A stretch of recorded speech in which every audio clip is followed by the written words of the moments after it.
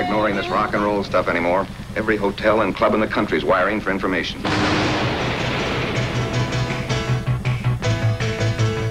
Hello, Groove Dogs.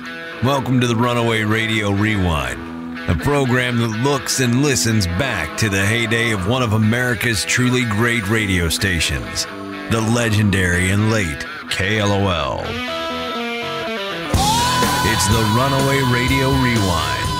And now, here's your host, Steve Robinson. Hey there, welcome to the Runaway Radio Rewind. Let's go back down memory lane, shall we? Today on the show, we'll hear from legendary on-air personality Grego. He checks back in, and we'll get some dream analysis from a favorite guest of Stevens and Pruitt, Dr. Ivan Spectre. Plus, because I like you, I'll throw in a classic Uncle Waldo. It's the Runaway Radio Rewind, and Dr. Ivan is in. Questions for you. Dr. Ivan Spectre is a professional psychiatrist, has a diploma and everything. Oh, He's even got the little stickers. He's even got an office with a phone number. Yeah, that's right. A working telephone. And a phone number.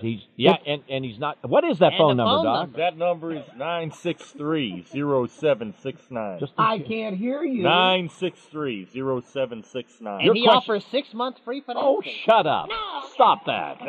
Who is this? Yeah, man. I don't know, in all my dreams, it's like I can never see the faces of anybody else. Same here, Doc. A lot of times, is that protecting yourself from guilt or something? Well, we don't know. It depends on the context of the dream. Well, what's the context of your dream, sir? Well, in any of the dreams. I mean, I've had dreams where I'm on the beach. I've had dreams where I'm... And you're having sex with a woman, but she has no face. Yeah. I have those dreams also, Doc. Same dreams. What does that mean? Maybe she's Did he face say down. are you having sex with women who have no faces? What was that, Jim? Maybe she's face down. Look at the science of it. Maybe it's the back of her head. Is that what you're saying? Yeah. Okay. No, man, I mean, even when there's like a group of women, 3 or 4 of them. None of them have faces. Yeah. It's like they just, they've got a head, but there's... Now, that's interesting. Of course they have a head, sir. You're probably afraid on... You've got to have a head. Yeah, can't go... Never mind. What'd you say, Doc? I think that he's probably afraid of too intimate a contact with anybody, and he depersonalizes the women on some level. And especially... Oh, that makes sense. Especially if you're married. You don't want to feel like you're cheating, so they have no faces. Absolutely. Ah, dig it. Yeah. Okay. Thanks, Doc. Yeah, okay. No That's problem. very good. Very good. Your dream for Dr. Ivan Spectre. The Dream Doctor. All right, well, okay. You're going to have to speak up. We're going to have to put you on the effeminate voice booster. All right, I don't know how to... Okay, I was flying like a real old World War II plane, and I'm only 19, so I'm not that old. And then I was, like, shot down over some weird country, and... Okay, this is the weird part. It's because I was flying... Over Waller. What? You were shot down over Waller. Yeah. You said weird country. That's the home of weird country. And then with the weird... They'll have another station in town soon. They have young country, old country, weird country. The weird I was flying with all the members from the group Metallica. What? I was flying with the members of Metallica. I was flying with Lars and James and all that, and we were shot down. Hello. Wait a minute. Did that make any sense at all, Doc? No. He was boring me. He was an idiot. Hello. Hello. Yeah, I bet you have a dream that needs serious consideration. Yes. Well, you're calling the wrong station. No. We'll help you. Go ahead. Try KTRH. Maybe they'll do it for you.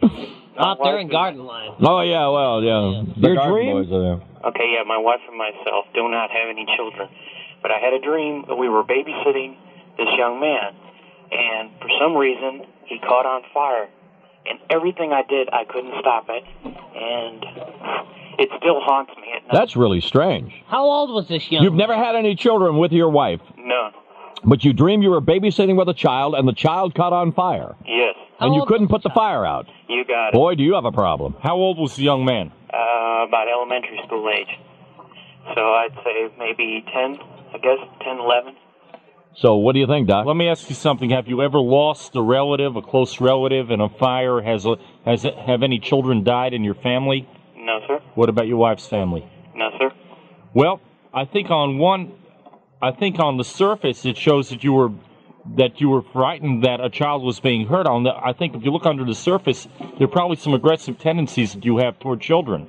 People who try to save children and have dreams about that usually are trying to assuage their guilty feelings about aggressive tendencies toward younger people.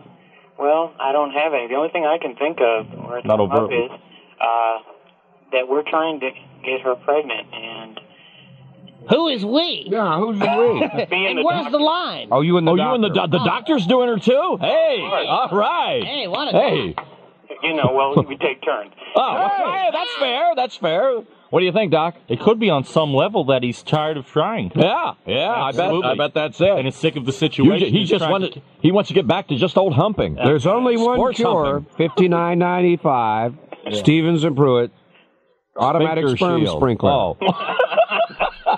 No, it's the sperm sprinkler. Jim, whose sperm is in the sprinkler? Oh, well, we And buy it. where's the line? It's from a... Thanks, Doc. Let's hear now from one of the original Outlaws. It's Grego on the Runaway Radio Rewind. So the listeners, when you would do events and you would meet the listeners face to face, and the station did so many really big events and a lot of weekly sort of smaller events. What was it like? What did the listeners say? How did they approach you and the rest of the air staff? Well, I have to tell you that I had never seen the level of fandom before in radio that I saw when I first came to Houston and to be a part of KLOL. Of course, we're going back to the days before streaming and YouTube and phones that were smartphones. And, if you wanted to listen to the radio, you had to turn on FM or AM if you were one of the poor folks. But those were your choices. So KLOL was, the people that were on KLOL were really stars, really, truly rock stars. And I'll go back to the way that KLOL and the support staff promotionally presented those stars to the public. You and your crew made stars out of people. So when we would go out to public, and I recall very vividly, one of the first appearances I did was at Cactus Music on Shepherd. And I showed up there, and there was a crowd of people, and you had a stage for me to stand on, and I was signing autograph pictures of myself, which I had never done before. So the level of just superstardom that KLOL, and again, it was KLOL, I just happened to be a part of it, but it made, I mean, yeah, it was just incredible how people responded to you as a talent at KLOL, and they still do today. People remember, I mean, I do news, I read news now, and I've done that for almost 8 years. But people want to talk about KLOL. I remember you when you were on 101. 101 is legendary and always will be in Houston. So you had a couple of other visits to Lovett Boulevard, and then not on Lovett Boulevard at KLOL. In the first year, 89 to 91 period, you got homesick, you left, you went back to New York for a while. And tell me about your return. I came back to Houston in, I guess it was 95, before I was actually on the radio again at KLOL. I had to work other jobs. I actually sold motorcycles for a while, for Stubb Cycles. I worked in another office at one point doing selling office type services, blast fax services, whatever I did. And I've always had to do these little things between gigs. If you're somebody in the media business, sometimes you have more downs than you do ups. And I was one of those people. I kind of had to struggle a little bit. But I came back to KLOL. At that point, Outlaw Radio really wasn't the 7 to Midnight show. Dave Andrews was now Outlaw Dave. He had come in, so the Outlaw moniker stayed with Dave at that point as the afternoon drive person. So I kind of had to reinvent myself again, outside of the outlaw persona, which was fine. What I chose to do was I chose to go more as into the personality, morning show, and musician mode. That was the time when I came back. And of course, I started back to 7 to midnight as a part-time guy, and then they started to put me on full-time. Poor Steve Fix had the 7 to midnight slot, and I came in and just elbowed him right out of the way, and I kind of felt bad about that. But that was after 95. This was like right at 95, 96, whatever. And we're still friends today, but, I guess as a returning air personality, Houston's always been great to me. People, I guess, wanted me on the air again, so I was on. So that was the time when I had a producer that would encourage me. He encouraged me to form my own band. And so the 95 to 97 days were the days where I was using my band as a promotional vehicle to get people to want to tune into the show. My goal was to bridge the gap between disc jockey and musician. I wanted to become the music. I thought if I could, and of course the tattoos are all part of that, to make the conscious decision to look like the rock stars that the people were listening to and following, the bands that we were playing, to be that guy. And to be, I guess, I don't know, followed and to be to garner a wider, larger audience, So that was the second time, and that was right around the time when we started to be bought and sold. KLOL was being bought and sold several times. Went through corporate changes. The buzz was on the air by then. Yes. And so things weren't. If you want my honest opinion, is I believe that after the station was sold and began to be shuffled off to Evergreen, and then it was there was one in there I can't remember, but then of course Clear Channel.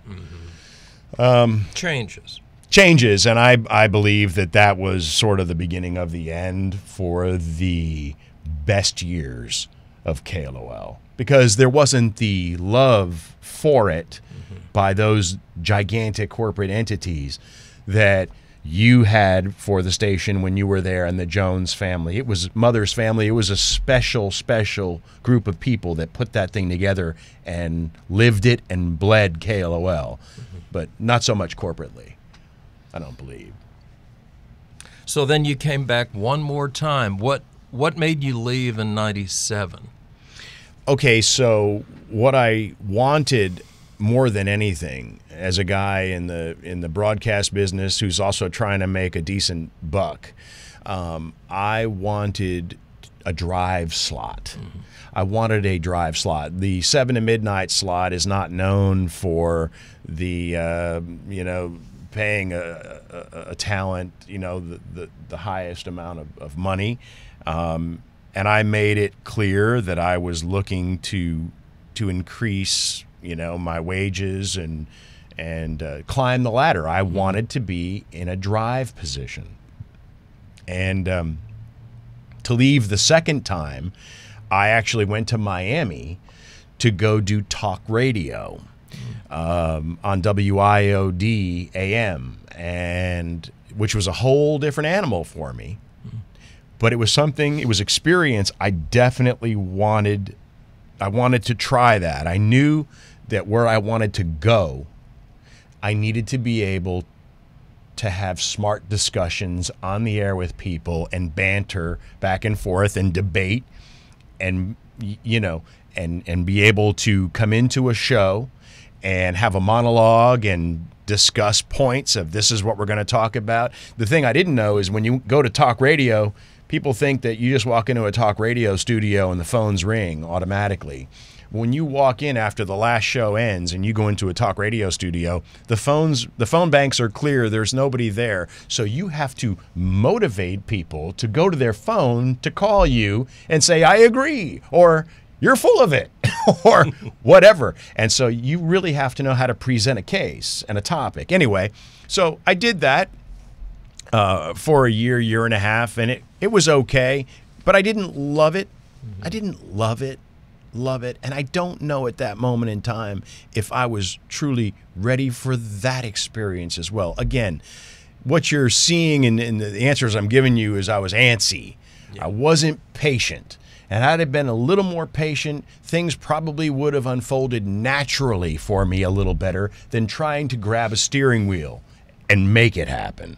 I was trying to direct my career instead of letting my career sort of fall into place where it needed to. Don't ask me why or how, but one more time I come back to KLOL. And what are they going to do this time? Well, they're going to put me in the morning. And that was my opportunity to do mornings on KLOL. The very last time, which was like, I don't know, 99, 2000, in that neighborhood. Unfortunately, what had to happen, and it's very sad, is that Mark Stevens was actually terminated when they decided to put me where he was in the morning show with Jim Pruitt and Brian Shannon, Eddie the Boner Sanchez, and Mark Stevens was always one of my biggest fans, my biggest cheerleader. We were friends. We rode Harleys together. You know, Mark was a bristly kind of guy. You know, you had to know Mark to love Mark, and Mark wasn't always warm and fuzzy, but if he liked you, he'd go to the mat for you. And he did for me, and he encouraged me, and he gave me advice and wisdom and just support. And here we go. They're going to terminate him and put me in his spot. We never spoke again after that. Never spoke again. And I always felt bad about that because I felt like, in a way, I betrayed him, but it was business. Sure. That's what they wanted to do. And I don't even know if it was the right move in the end, honestly. We had a good run. I mean, Grego, Pruitt, and the Boner. I even got top billing, if you can believe it. Grego, Pruitt, and the Boner did very well and delivered Clear Channel Communications in 2000, in the fall of 2000, a #1 book with adults 25 to 54, to which we were fired over. Because thank you, have a nice day. Because the people that were running Clear Channel at that moment in time in Houston, they had it out. They had the long knives out for KLOL. They had Jim Trapp in particular is a guy that had hatred for KLOL and everything about it and everyone on the air, and was rumored to have walked through halls at the Buzz telling people, I cannot wait until we get our hands on KLOL because I'm going to fire everybody there. And that's what he did. So it wasn't about our performance. It was about who we were and where we came from. And that's for real. You know, it's when management changed and when the heart and soul and direction and spirit of KLOL took a turn. And it was pretty obvious to a lot of people. You couldn't help but notice. Yes, the market had changed, but when the spirit was gone, boy, was it gone. And it should have been called over probably 5 years before it was. Probably 4 years before it was. Got no support. Yeah. Mark Kopelman, who wound up being market manager for Clear Channel at that point in time, and I sat down not too long ago, probably three and a half years ago, sat down and discussed KLOL. And he told me that he was the person that made the decision to kill it in the eventuality, to change the format to Tejano. He said it had a great run, but at the time when they flipped it, which was, what was that, 2001 or 2? Is that 4? Was it 4? Okay. So it was 2004. He said it had been on life support for 4 years. It was on life support, and because Clear Channel owned everything in the market, they owned the Arrow, they owned the Buzz, they owned 101, they owned Sunny 99.1, they owned several other stations, but KLOL became a tweener, as they called it, in as technology advanced, as people became more format specific, and formats were one thing. KLOL was a traditional album-oriented rock station. It played everything. But you had stations like the Buzz that were, new and young and alternative, and then you had the Arrow that played classic. What they said was that KLOL was actually cannibalizing their other two, Clear Channel's other two properties. It was taking from both and really wasn't garnering new blood, new audience. And so they said, Mark Kolperman said it was time. Everything has an arc. It starts, it has a high point, and then it's time. And as you said, maybe it was 5 years too late, but they pulled that plug, and that was the end of it.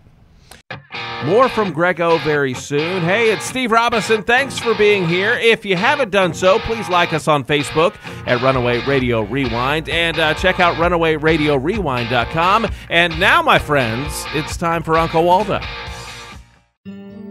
And now, Deep, Dirty Thoughts with Jack Handoff.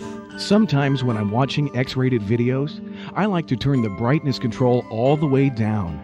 And just the music and the dialogue speak to me from the darkness, just like an erotic radio program of yesteryear.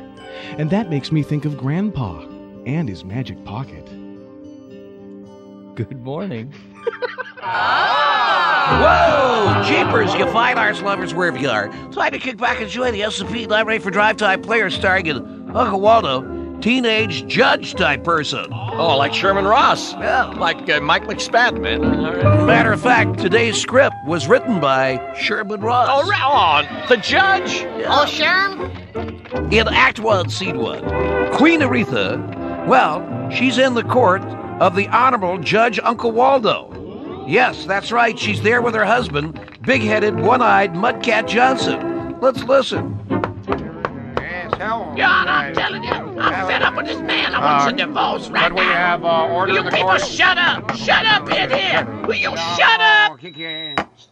Making so much noise that I can't even talk to you, Your Honor. Your Honor, look at me. Look the way I'm walking, Your Honor. Look at me. This man won't stay off me. I bends over to tie my sneaker. He's right on top of me, hunching and punching. And I get sick of it, Your Honor. I'm sitting there having Could we breakfast. have order in the Queen Aretha? I looks up and there it is, right in my face every time. Queen He's Aretha. always on me. I can't keep this man off me. would wear them He's always tight bothering dresses. me all the time. I want a You always divorce, got Your them Honor. tight I want dresses a and them divorce. You hear me? big high I want a divorce. Could I have order in the court, please? Well, Your Honor, this man is, he's just driving me crazy. He's a sex maniac, that's what he is. This man is nuts. Come here, baby. Get away from me. Look right here in front of you, Your Could I Honor. have Did you order in see the that? bailiff? Did you see Bailiff. that? Bailiff, order in the court here. Queen Aretha. Yes, Your Honor. Mudcat. I'm worn out. I'm going to have to charge you with, civil disturbance if you could keep Sit this down. up. Oh, thank you, Your Honor. Thank you very much. Get this man off me. You see, proper procedure in this case, Queen Aretha, if you really feel that way, that he's so amorous like that. This man, he won't let. He's always on me. Morning, noon, and night. I can't even sunbathe out in the backyard. How? Well, proper procedure in this Didn't case. pick up on that one, did you? Look at me now. Look at me, This man Queen. is always hunching on me. Get off me. Look at him grabbing on my leg. Get away from me. I want a divorce Mudcat, with at him. least you could stop while I'm talking. How? See? He's terrible, isn't he? Look at him. Well, proper procedure for you, Queen Aretha, in this case, would be for you to consult with your legal counsel Legal counsel. and then file your petition. Do what? File your petition. File it. I can't even patter it.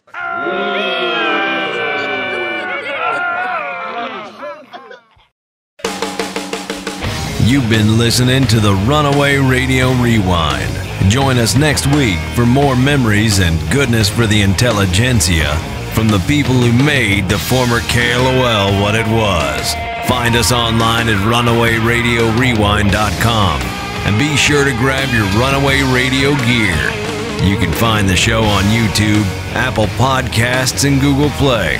Show us your dog, and we'll see you next week on the Runaway Radio Rewind.